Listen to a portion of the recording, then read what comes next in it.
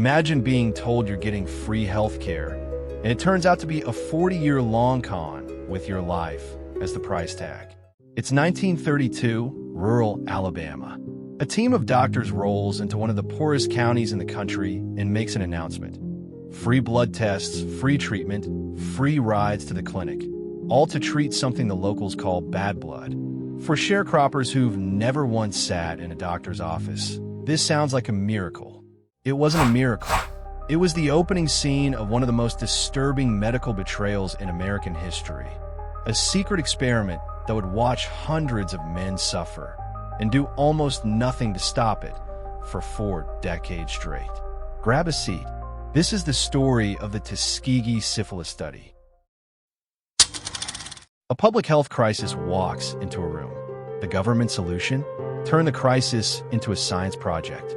How a shrinking budget quietly rewrote 600 lives.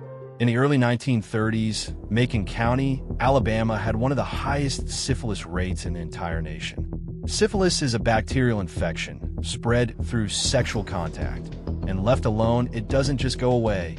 It can eat through the heart, the brain, and the nervous system over years, eventually causing blindness, paralysis, dementia, even death. The U.S. Public Health Service had actually been running a program to treat syphilis in the area. But then the Depression hit, funding dried up, and instead of walking away, someone at the PHS had a different idea. Why not use these already infected men to study exactly what untreated syphilis does to the human body, start to finish, right up to the autopsy table? They partnered with the respected Tuskegee Institute, founded by Booker T. Washington, to help find participants and lend the project credibility. The men they were about to recruit were poor, black, and largely without access to medical care their whole lives. That wasn't a coincidence. That was the plan. The waiting room that 600 men walked into, and most would never really walk out of. Free meals, free rides, a free funeral. The price of admission into a lie. 600 men signed up. 399 of them already had syphilis. 201 did not. They were the control group. Not one of them was told the actual diagnosis. Instead, doctors used a vague local term, bad blood, a catch-all phrase people use for everything from fatigue to anemia to venereal disease. To keep the men coming back year after year, the government offered hot meals, transportation, medical checkups for other ailments, and burial insurance. For men living in deep poverty, the promise of a dignified funeral was no small thing. It was one of the few guarantees anyone had ever offered them. A black nurse named Eunice Rivers was hired to keep the study running smoothly. She became the one constant, familiar face these men trusted for decades. Her role is complicated. She was a caregiver the community genuinely relied on, and at the same time, an essential piece of the machine that kept them coming back for a treatment that was never coming. History rarely hands us simple villains and clean heroes, and Rivers sits right in that uncomfortable middle. In 1947, medicine solved syphilis. Nobody bothered to tell the men of Tuskegee. The moment the study stopped being research and became something much darker. The project was originally supposed to run 6 months. It didn't stop.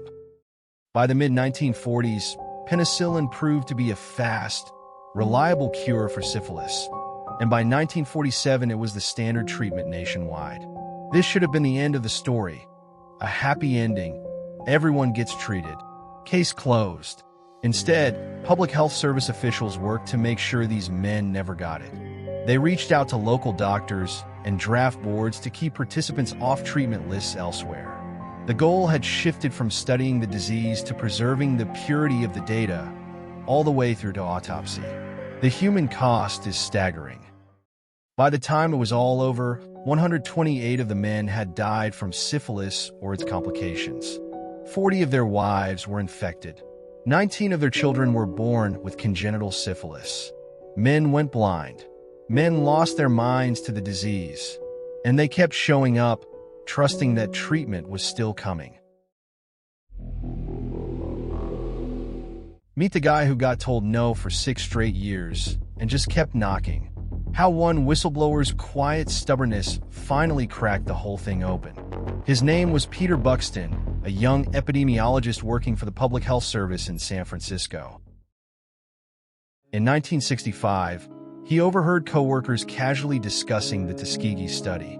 He couldn't shake it. In 1966, he filed a formal ethical complaint. The agency's answer: the study was too far along to stop now. He tried again in 1968, just months after the assassination of Martin Luther King Jr., pointing out how politically explosive this would look if it ever got out. Again, he was brushed off.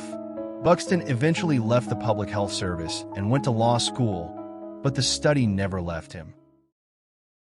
In 1972, he handed over documents to a journalist friend who passed them along to a colleague at the Associated Press. This is genuinely a case of one person, with no power and no backup, deciding the truth mattered more than his career, and refusing to let it go.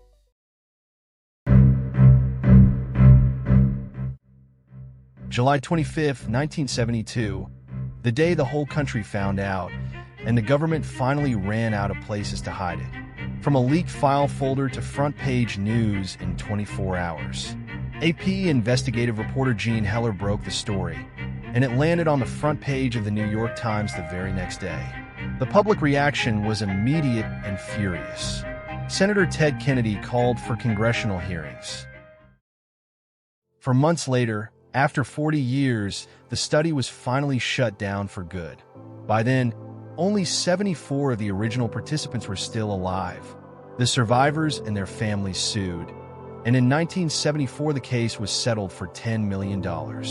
That same year, Congress passed the National Research Act, creating the ethical guardrails we still rely on today: informed consent and independent review boards for any study involving human beings. A document called the Belmont Report followed a few years later, laying out the ethical principles that now govern research across the entire country. It took 65 years for the United States government to finally say two simple words: I'm sorry. What an apology can fix, and what it never will.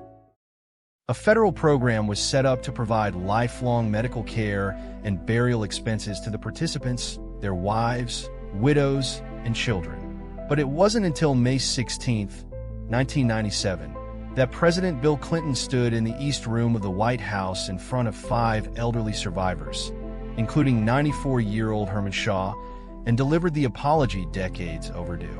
He put it plainly: what the government did was shameful, and I am sorry. The damage didn't end there, though. Researchers have since linked the exposure of this study to a lasting rise in medical mistrust among Black Americans, a wound that still shapes public health today.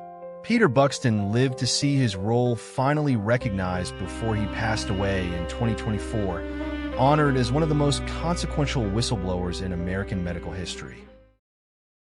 So here's where we land. The Tuskegee study didn't happen in some far-off past. It ran until 1972, which means there are people alive today whose parents or grandparents lived through it. It's a story about how easily for the greater good can be used to justify unspeakable harm, and about how it took one government employee, 2 reporters, and a whole lot of public outrage to finally make it stop. Every time you sign a consent form before a medical procedure or a clinical trial, that piece of paper exists because of what happened to those 600 men in Alabama. Remember them for who they were. Not test subjects, but husbands, fathers, farmers, neighbors, men who were promised care and given a lie instead. That's the story. Thanks for sitting with me through this one.